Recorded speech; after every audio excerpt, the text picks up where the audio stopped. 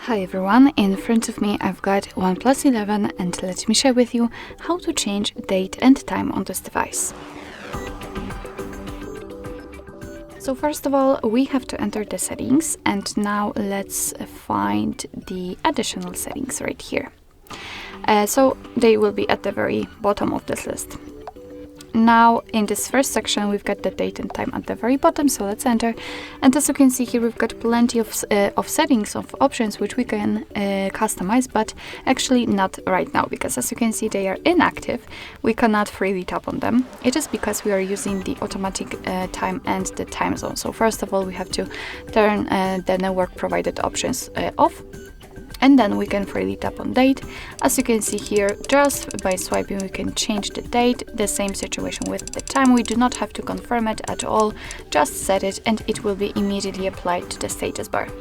The same situation with the time zone, just tap on it and here we have to find the time zone we want to use, so randomly this one, and again it will be immediately applied. And of course be aware that after changing the time zone, the time will also change according to it.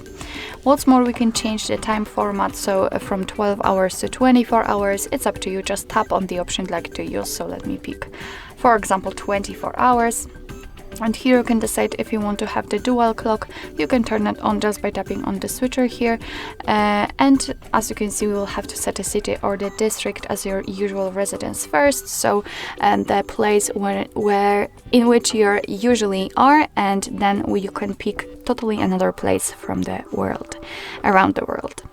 Alright, so basically this is the whole customization of the date and time. And of course we can get back to all previous settings if you wish, just by tapping on those switchers. So it's much faster, and here by picking the 12-hour format. So basically that's all. This is how to customize the date and time in your OnePlus 11. Thank you so much for watching. I hope that this video was helpful, and if it was, please hit the subscribe button and leave the thumbs up.